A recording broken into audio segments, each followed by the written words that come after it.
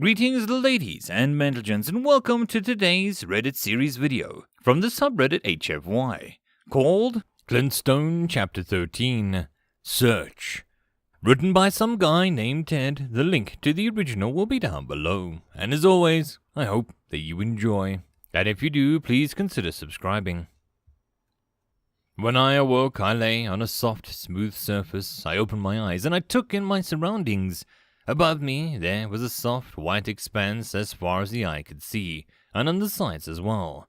On the far wall were a door and a communicator panel. To my right was a large bank of strange equipment, but I was too tired to think of what it could be. I lay on a white bed, the mattress soft and pillowy.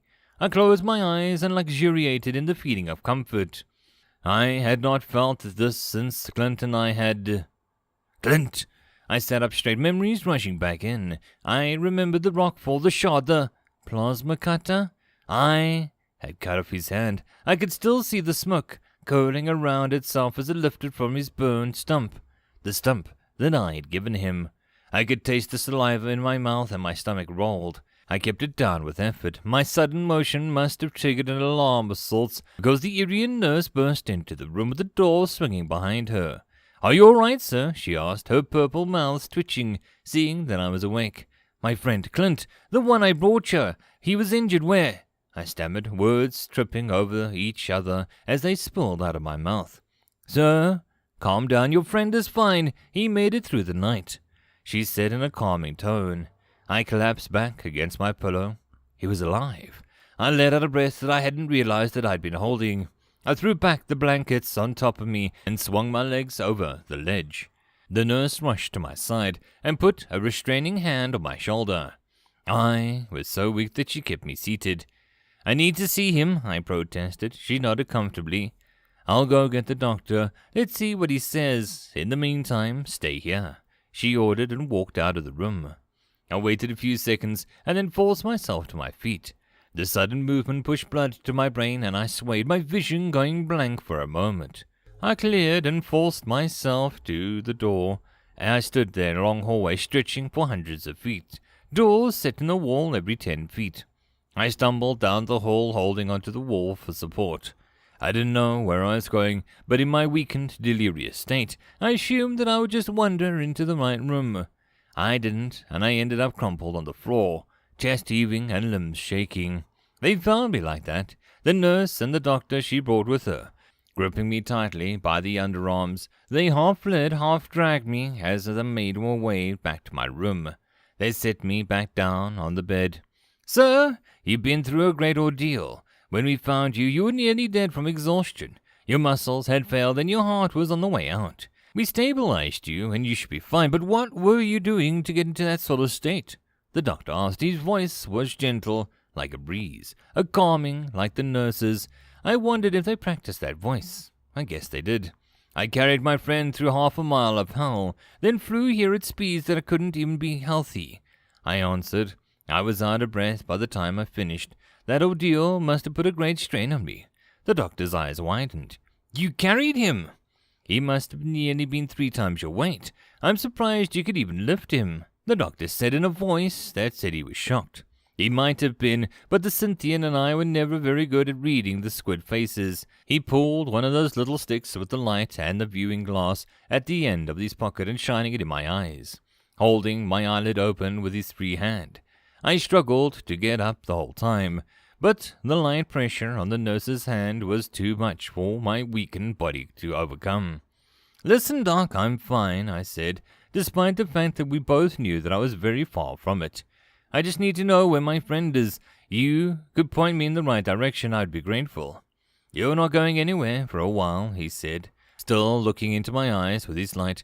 My face twisted in anguish, and he must have noticed because he relented. "All right, fine. I'll take you to see him, but only if you sit still and let me finish the exam." I nodded in agreement, ceasing my struggles, though honestly they could have stopped soon anyway. I had no more strength left. The doctor continued his examination. Running his hand over my muscles and my arms, he said, "How did you manage to carry him? You're not nearly as big enough to lift someone of that size and density." "I don't know," I said. "All I knew was that I could not fail him, and I just did it." The doctor paused his prodding my chest and looked at me with an incredulous look in his eyes. Sheer force of will. You managed the impossible through sheer force of will. I laughed. It turned out into more of a wheeze, but he got the point across. I'm half convinced that Clint managed to do the things he does by sheer force of will. Clint, is that your friend's name? The doctor asked, swinging his little rubber hammer at my legs, making them jump. I nodded. The doctor finished with his testing my reflexes and stood. He nodded and lifted me up by my underarms. They walked me over to my wheelchair in the corner, one that I hadn't noticed until then. They sat me down and rolled me out the door. He's in a sorry state when you brought him in. He had lost nearly half of his body capacity for blood. We didn't have any of his species blood on hand, so we had to make artificial substitute. What species is he anyway? I've worked in this profession for 30 years and I've never seen anything like him, the doctor said, keeping our conversation as we rolled down the hallway in the opposite direction that I had rolled off. I doubt you'll ever see anyone like him again. I've traveled with him for nearly 2 years now, and he's the only human that I've ever seen, came my reply, delivered in short, choppy chunks as I struggled for an adequate amount of air. He's an impressive sight, even with all of his injuries. It took 12 times the normal dosage of anesthetic to get him out.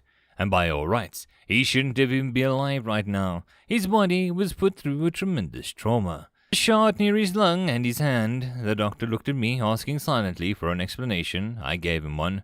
We were caught in an earthquake on Fizzaduk, and the cliff decided to fall on us. He was trapped under a boulder and, I couldn't move it. The shot was already in his chest, and I had to get him to help.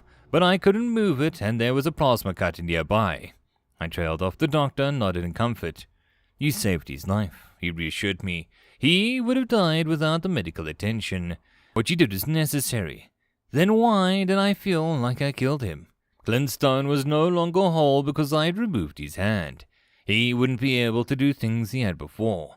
Charging into death-defying situations is difficult enough with 2 hands. He would have difficulty fighting, half of his body open to attack. I sat consumed in dark thoughts as they wheeled me into the halls, turning several corners and up a system of ramps. The color of the walls changed from pale white to a very pale shade of blue. The doctor attempted to speak to me again, but I merely grunted in reply, and soon he stopped. We're here, he announced.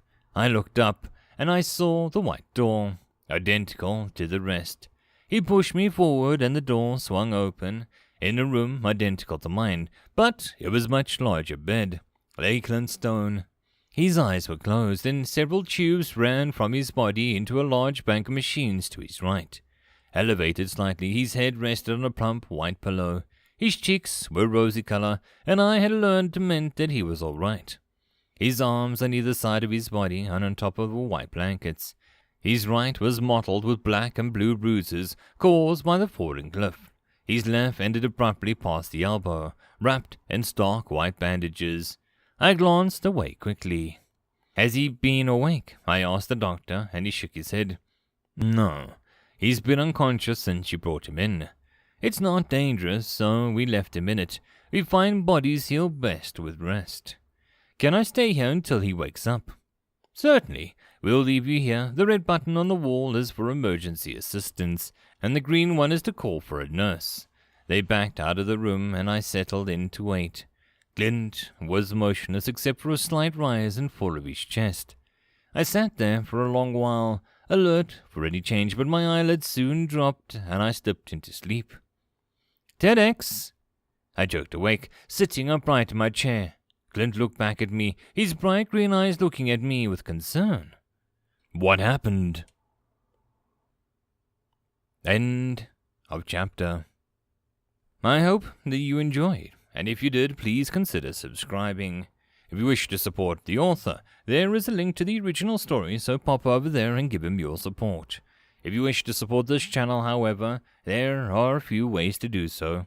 The best and easiest would be to share this video with other people, as well as liking, subscribing, and leaving a comment. All of these things tell the algorithm that this channel is at least vaguely interesting, and that may share it with other people. If you wish to support the channel in some other manner, watching my other videos would also help tremendously.